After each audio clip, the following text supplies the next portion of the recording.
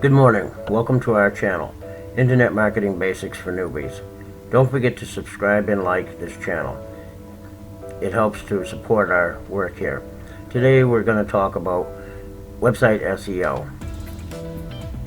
Why it's important to you and your website. SEO covers more than just your topic. It's about your image optimization, title optimization for your posts and pages, metadata description, and so on. This is just one more part to make a good website to be found by the Google bots. I haven't seen much on this topic. I don't know if you have, maybe you haven't. This is just one more tool to add to your website arsenal. My buddy Dustin has agreed to introduce you to SEO. Thanks, Dustin. Hello and welcome, and we're going to talk about image optimization, or in other words, how to make your images more search engine friendly. You see, when it comes to images, you need to tell the search engines what the images are. They're not really going to know off the bat what the images are. Now, there are ways that Google can figure out what the images are, which we'll talk about in just a second. Now, while Google and other search engines will one day be smart enough to be able to figure out what images are, right now you need to help them out just a little bit, get them a kickstart that they need. So you're going to need to take your main keyword or variations of the main keyword, or even specific keywords based on the main keyword, and insert them into the alt tags in your images. If you don't know what those are right now, don't worry about it. We're going to show you in just a minute. Now, what I recommend that you do is, let's say, for example, that you have 3 images on your page. In fact, the more images, the better. You don't want to get too much, but the more images, the better. And what I recommend is the first image that you have, you're going to want to put the main keyword in there.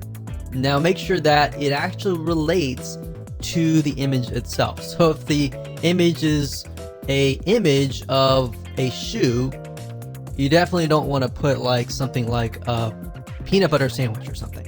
So you definitely want to put something that's related, right?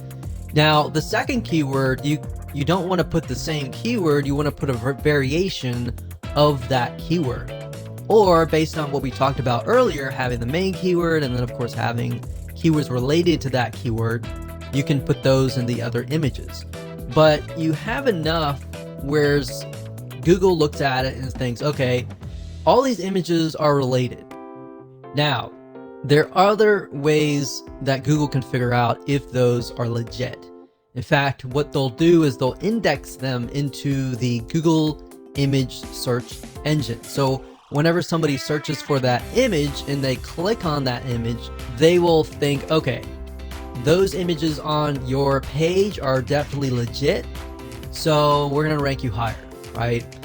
So that is why making sure that your keywords and your images fit and they're accurate enough, but you don't want to overdo it in any other area. But 1 or 2 should be good, 3 or 4 should be fine, but you definitely don't want to overdo it. Now, like I said, more images with variations of the keyword are even better. So if we are focusing specifically on red shoes as the post, maybe a specific brand name of shoes, you might want to put the brand name, might want to put like the brand name plus red shoes. You might want to put shoes red or red, something that's a synonym of shoes. So to make more sense, let me show you what you need to do, and I'll give you some more tips along the way. Okay, so adding images and making them search engine friendly is actually very easy to do. But first things first, you'll need to find an image if you don't already have one. So starting where we left off in the previous video, we don't have any images here, but let's just go ahead and add one. So I'm going to add one somewhere in the beginning. So we could add an image, let's say here. Now I want to say we do have an image, like a featured image down here, but what we're talking about are images within the actual body text. So let's go ahead and click on add media here.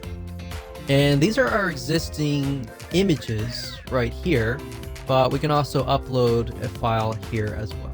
So let's try to find something that relates to freelancers. So let's do that here. Let's click that. So right here it says title, caption, alt text, and description. Now by default, as you can see here, with an image, it shows something like code. It doesn't look natural. It doesn't tell a human being what it is, and it doesn't tell Google what it is.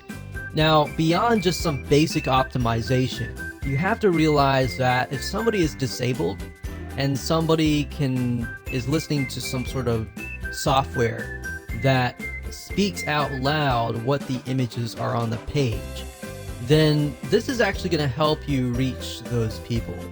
So keep that in mind as well. And by making it friendly to all sorts of people, you'll get an extra vote with Google in that sense as well. So let's say, for example, that this is something to do with places to find credible freelancers. So all you need to do is simply put that in the alt text. Now for the title, you want to do something similar. You can do top 10 places to find credible freelancers. Now, bear in mind that these images might show up in the Google image search engine. And if they do, this information will show up. So if somebody is utilizing the image search engine, which a lot of people do, then they're going to see that. And if your competitors are merely just uploading the images and they're not optimizing it for the alt tags and the titles and the descriptions and all that, you're going to be one step ahead. All right. So caption can be, this image shows a screenshot of the top 10. So we could do a variation of 10. So 10 as in TEN places to find great freelancers. So you want to mix and match and keep it different so that it doesn't look like you're keyword stuffing. And then of course you can put the description here. So when you're ready, click on insert into post, and there we go. Now you can always edit that later. If you click on the image here and click on edit, you can always edit the alternative text. So the alt text, you definitely want that keyword in there. You can put the keyword in here in the captions as well if you want to. So we're going to click on X because I didn't do any updates. And of course you can add other images as well throughout the page, but make sure first and foremost it is human friendly, and then based on that you can create variations of the keyword, and of course when you're ready, go ahead and click update. Thanks, Dustin. I've learned something here, I have to admit. Get back to basics with internetmarketing.com. www.learnhowtointernetmarketing.com. Check it out.